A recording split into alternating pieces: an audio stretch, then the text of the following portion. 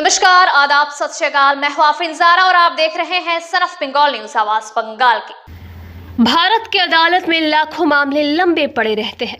इस वजह से लोगों को परेशानी होती है और अदालत में भी कामकाज पर प्रतिकूल और प्रभाव पड़ता है। इस वजह से जो मामले आपसी बातचीत से सुलझाया जा सकता है या जो मामले अभी तक कोर्ट की दहलीज तक नहीं पहुंचे हैं, ऐसे मामलों के एक दिन में निपटने के लिए आज आसनसोल अदालत परिसर में लोक अदालत बैठाया गया। दुर्गापुर महकमा अदालत में भी आज ही के दिन लोक अदालत लगाया गया था। आसनसोल में लोक अदालत के बारे में पत्रकारों को जानकारी देते हुए लोक अदालत के संचालन से जुड़ी एक महिला अधिकारी ने बताया कि जो मामले अदालत में लंबित है और जो अदालत की दहलीज तक अभी तक नहीं पहुंचे हैं, ऐसे कुछ मामले, चाहे वो मोटर एक्सीडेंट क्लेम केस हो या बीएसएनएल के साथ ग्राहक का कोई विवाद या इस तरह के छोटे मोटे मामले, उनके निपटारे के लिए लोक अदालत लगाया गया। आसनसोल और दुर्गापुर मिलाकर 21,000 मामलों की सुनवाई एक दिन में हुई और दोनों ही पक्षों के आपसी सहमति से ऐसे फैसले दिए गए जो दोनों ही पक्षों को मंजूर हो। इससे लोगों को बार बार अदालत के चक्कर काटने नहीं पड़ते। उन्होंने कहा कि लोक अदालत की सबसे बड़ी खासियत यह है कि यहाँ पर सालों साल इंतज़ार नहीं करना पड़ता, तारीख पर तारीख नहीं दी जाती। यहाँ वादी और विवादी पक्ष अपने मामले की पैरवी खुद कर सकते हैं और लोक अदालत से जो फैसला निकलता है उसकी गंभीरता कैसे सामान्य अदालत के जज द्वारा दिए गए फैसले के बराबर होता है। इसलिए अगर लोक अदालत के किसी फैसले का उल्लंघन किया जाता है तो उस पर कानूनी कार्रवाई भी हो सकती है।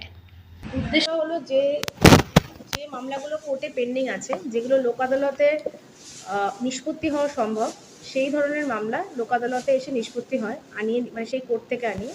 আর একটা হলো যে মামলাগুলো কোর্ট অবধি আসেনি, প্রি লিটিগেশন স্তরে রয়েছে, সেই সমস্ত মামলাগুলো কিন্তু নিষ্পত্তি হয় লোক আদালতের মাধ্যমে।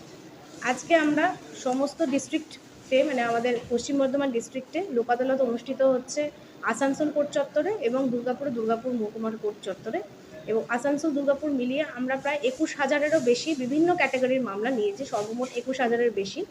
তো এই ক্যাটাগরি মামলার মধ্যে রয়েছে কোর্ট পেন্ডিং কেস, যেগুলো কোর্টে পেন্ডিং আছে সেই কেস। কোর্ট পেন্ডিং কেসের মধ্যে যেমন আছে 138 NI অ্যাক্টের মামলা, কোনো জমি জমা সংক্রান্ত মানে টাইটেল সুট যেগুলো আছে সেই রকম মামলা।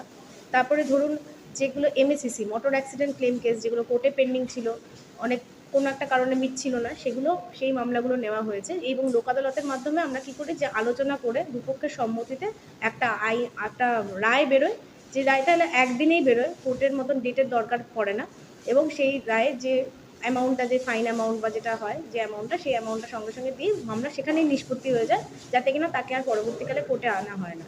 এই MACC ছাড়াও যেরকম কেস রয়েছে, যেগুলো ধরুন ইলেকট্রিসিটির মামলা, যেখানে ইলেকট্রিসিটি অ্যাক্টে কারোর কেস রয়েছে পেন্ডিং, সেই ধরনের এরকম কোর্ট পেন্ডিং মামলা আমরা এখানে নিষ্পত্তি করার জন্য নিয়েছি। এছাড়া প্রি লিটিগেশন স্তরে যে মামলাগুলো রয়েছে সেগুলো ধরুন ব্যাংক লোন সংক্রান্ত মামলা, কিংবা ধরুন টেলিফোন BSNL-এর মামলা, BSNL-এর ফোনের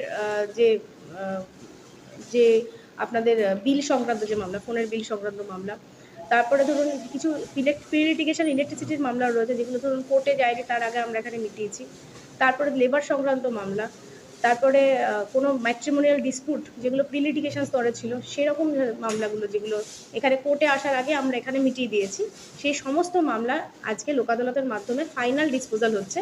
এবং এই যে অর্ডারগুলো হচ্ছে লোক আদালতের যে অর্ডারগুলো, সেই অর্ডারগুলোর মাহাত্ম্য এটাই যে কোর্টের যে অর্ডার তার যা বাধ্যবাধকতা থাকে, লোক আদালতের অর্ডারও একদম সেমই বাধ্যবাধকতা থাকে। কোর্টের অর্ডারের মতনই এই লোক আদালতের অর্ডারের ফোর্স থাকে। তো এই লোক আদালতের অর্ডার যদি কেউ অগ্রাহ্য করেন পরবর্তীকালে, তাহলে কিন্তু সেগুলো কোর্টের মাধ্যমে সেগুলোকে এক্সিকিউট করা যায়।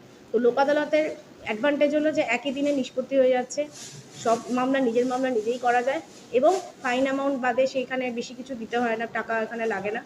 আর একটা হলো যে এই মামলার যে অর্ডারগুলো যেগুলো থাকে সেগুলো কোর্টের অর্ডারের মতনই এনফোর্সমেন্ট থাকে। তো সেই কারণে আপনারা দেখতেই পাচ্ছিলেন এতক্ষণ কোর্টে প্রচুর মানে মানুষজন এসছেন, যাদের কিনা মামলা নিষ্পত্তি করার আছে। প্রচুর মানুষের এখানে সমাগম হয়েছে, ভিড় হয়েছে এবং আমি দেখে খুবই আপ্লুত যে এত মানুষ এখানে এসছেন। এবং নিশ্চয়ই সবাই কিছু না কিছু নিয়েই আজকে বাড়ি ফিরবেন, এটাই আমার আশা।